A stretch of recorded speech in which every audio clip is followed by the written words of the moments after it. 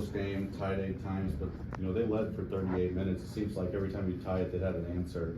I guess what do you kind of credit that to, and why do you think South Carolina was kind of able to keep control even when it went back and forth there? It's like what I told the team and the radio folks after the game. It's the same feeling I got right now. Might be different when I watch the tape, but the last 3 games have all felt very similar in terms of how they've unfolded from my perspective. Auburn, A&M, and tonight against South Carolina. The difference in the margin throughout the game wasn't as big, but that theme of playing from behind and just fighting uphill, all night long was the same. And again, we were within striking distance, throughout the game tonight. In some of those other games, we had about, runs to even get close to having a chance to win a basketball game. But it felt the same.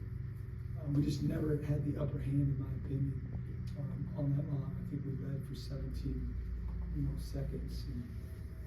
And when you do that, especially at home, that confidence that comes with leading like that, certainly you can win in a variety of ways, and you can win from behind. But when you let that team have that extra feeling, that extra confidence, and it keeps the crowd from really hammering, and influencing the game. And they were awesome.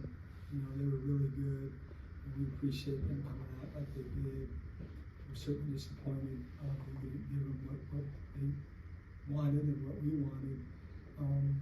But even getting to the overtime, they won the tip and got a 3, and it's like, here we go. We never could get ahead of them and have a chance to get any separation. So again, a lot of it has to do with they're a good basketball team. We knew that going in. There's a reason they've won however many games that they've won. There's a reason they've been ranked in the top 15, 20, for the last few weeks of the season, and they just they know who they are, and they play together really well, and they share the ball, but we couldn't get the upper hand on that. Go back to the cameras, and John, we'll go down to Paul. Chris, Josh, obviously another unbelievable night, and I know he seems certainly like a very mentally tough kid, but after the game and the missed free throw, did you say anything to him to console him at all, and what's he kind of been like since that, in the brief moments you've seen him since the game ended? No, we haven't discussed anything about the game. Just talked to the team. It was pretty somber situations you can imagine, and then with new responsibility. Go ahead, Paul. Coach, just talk about the positioning that BJ Mack and Boyles got inside and the damage they've done and the thing. Yeah, I mean they're really good players in their own right, and they did it so efficiently. Mack had 25 on 11 shots, and Boyles had 19 on 10 shots. I mean, they were 17 for 21, 17 for 21, and 8 for 9 from the free throw line. So that was what I would call efficient, probably at the highest level that you could do it. And we tried to switch up coverages throughout the game, both in our ball screens, both in our PED, which is our post-entry defense, and we doubled them at times depending on who was guarding block, and who had the ball, and sometimes we didn't. And they're really good at using that as to create offense for them on the weak side. Right? They throw it in. Sometimes they're not even trying to score; they just skip the ball, and they're good at it. And so we worked on kind of staying home, with our weak side guys rather than getting into some sort of help situation. And they handled it really well. And even though 30 doesn't shoot it from the perimeter, he's just a load. He's an excellent player, and he's only a freshman, and he's gotten a lot better as the conference season has unfolded. Go back second row here to Danny P, then we'll go back to the front, Justin.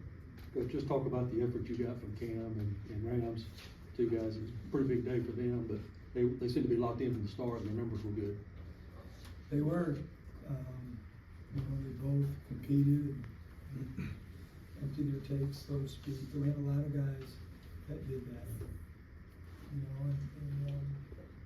to do it, when the night that they're recognized, certainly will be, I don't know how, again, with age, who knows, what the memory's gonna be for this particular game, but they at least know that they left it on the floor, and that's what we talked about before the game.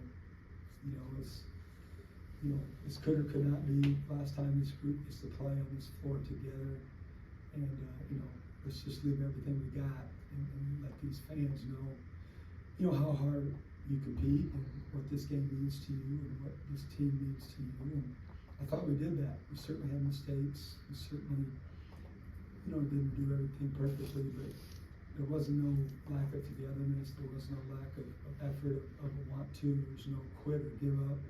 There's no issues, in our team in terms of pointing fingers. I'm thankful for that and proud of that. And certainly I know it's a bottom line business. It's about winning, and we all get that. But I was proud of their effort, and that's what we talked about after the game. Go ahead, Justin, we'll go down the line, Justin, Stephen, Benjamin. Chris, you mentioned these last couple of games, all playing out similar and feeling the same. During this losing streak, you guys have allowed 85 points per game. Obviously against some pretty elite competition within that, but what do you feel like is missing on that side of the court, and how much would that sort of help fixing, the defense in terms of not having to play from behind on these games anymore? Yeah, well, today was a little misnomer. It was 77 at regulation, so you got to consider that as well. But it's just, the league is better this year. It's way better, especially offensively. There's some high octane offenses, and just look at the 3-point shooting percentages across the board. There's just a lot more weapons that way, and more teams are shooting, at a higher level than they were last year. There were a lot more grinded out games last year, and I'm on record saying, people want to talk about, how we want to play rock fights, and we want to do this and that and the other, and my response is always, I don't care how we really play, I just want to win. And against Kentucky, 3-4 games ago, it was 91-89 and had a chance, and then tonight, it was a more higher scoring game, but certainly we got to do better on that end, but at the same time, the other team has a lot to do with it as well. You went to him there on the opening possession of the game, but for Tolu, he only has 2 points in that first quarter. Doesn't make a field goal again until the second half. I guess what's kind of the key to get him going early, and do you see any lingering effects from the practice incident before the Auburn game?